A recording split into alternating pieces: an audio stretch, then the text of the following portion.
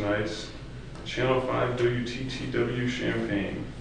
Tonight's top story, an investigative report on the 2nd Street Pump Station and Force Main Phase 1. Fascinating stuff coming your way. Let's jump right into it with our first interview. With owner Mark Radai of the 2nd Street Pump Station Force Main Phase 1 project. Mark, I have some questions for you. What exactly were your goals going into this project? What were you hoping to accomplish? Yeah, so at the on-site, the idea of the project was to essentially replace and supplement existing infrastructure in the sanitary district of the city of Champaign by installing new water pipeline and force main. This is the phase 1 of the construction, running right here through Washington Park. And then hopefully in the next couple of years we'll roll out phase 2 and 3, which is an extension of the pump system all the way down south to Research Park. As far as the other goal too, though, is that we wanted to make sure that this project would not negatively impact the community. So obviously, as you can see behind me, the students enjoy the park very much, having tons of fun here on this great summer day. And we didn't want to tarnish that, so we made sure that at the end of the day, the project wouldn't impact any of that, wouldn't mar the essential beauty, or inhibit the fun that the students enjoy. Now, is that why that you chose to wait for the phase 2 and phase 3 for the summers? Yeah, that's exactly it.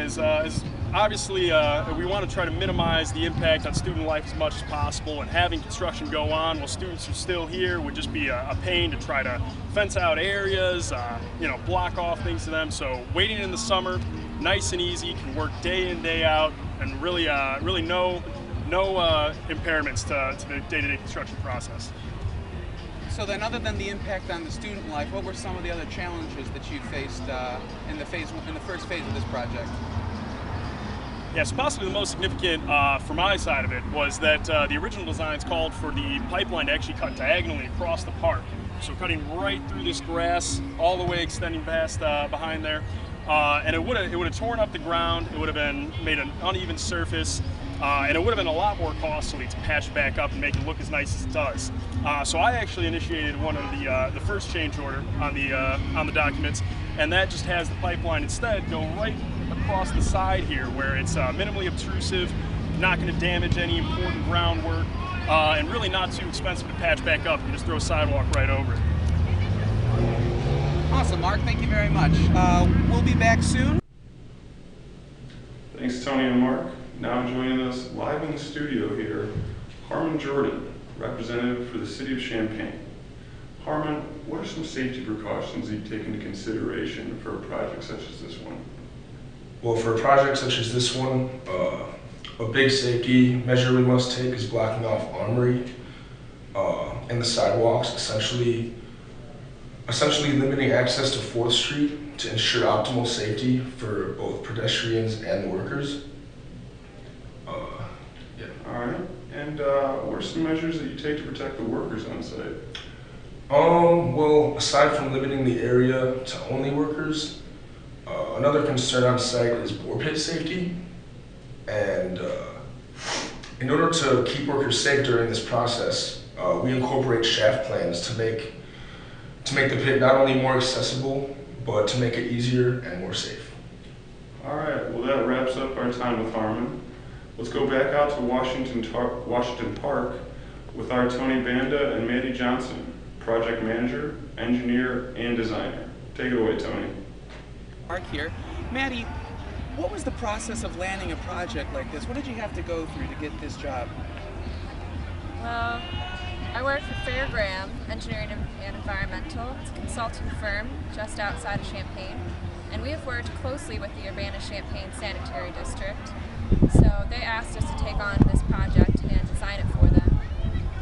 So this project took place over the summer of 2015, and we started designing it in the winter.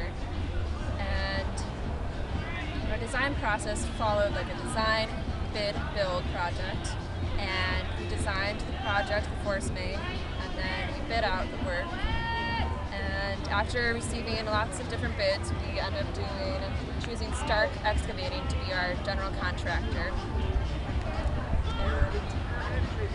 And Yeah, so after that we just builded it, constructed. Wonderful, wonderful.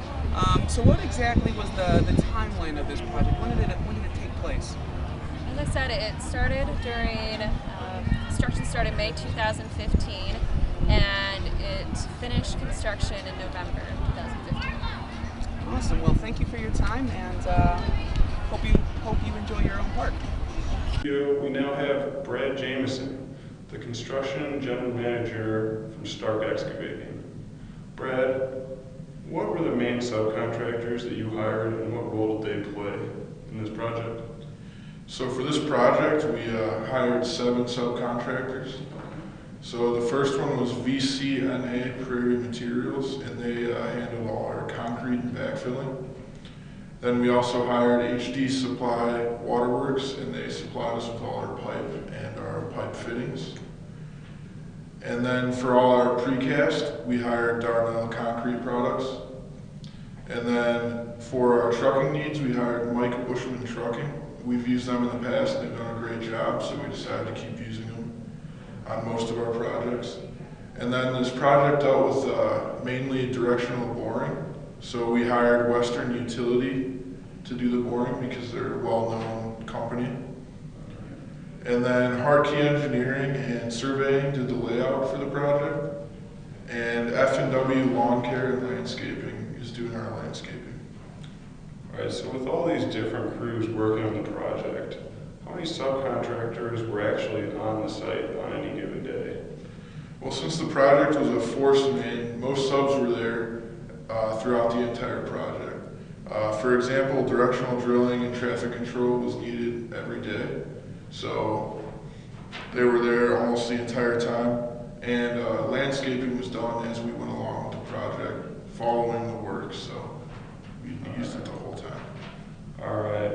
Well, Brad, thanks for coming on the show. That's all the time we have right now. So let's go back out to Tony, who is now live with Erica Keeson. Tony, take it away. And we're back at Washington Park. I'm with Erica Keithson of the University of Illinois, Urbana-Champaign. Now, Erica, you are the representative, correct, of the project here. As the representative, what exactly was your role in getting the first phase of this project finished? Well, my main role is basically representing the university and taking into account how this project will impact the students and how to minimize that, and making sure that everything goes along to plan, and just basically making sure that it benefits the students and the university in general. Now, along the timeline of this plan, did you run into any challenges or problems? Did you have to do anything differently than originally planned? Or? Yeah, well, at first, as the university rep, we tell the owner and the constructor what we want and what we expect, and that's kind of was already taken into account because they decided to do the project over the summer where there's less students in the university and of course less damage, less impact, I guess, to the surrounding areas. And the other thing that we came across was actually they originally planned to put an air release valve on Armory Street by the sidewalk, and we as the university made an objection to that just because we feel like students use the Armory sidewalk a lot during the day and stuff, so we actually requested a change order for it to get removed. So it was actually already installed? It was already installed in the ground, but then we asked it to be removed for the safety of the students and the use of the sidewalk. Okay, very interesting. Yeah, very the owners interesting. were pretty understanding, and we were glad that it actually worked out pretty well.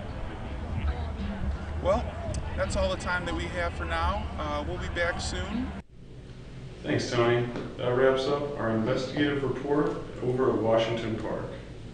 Thank you to all our viewers out there for tuning in tonight. And we all here at Channel 5 hope you join us next week for a look at Phase 2.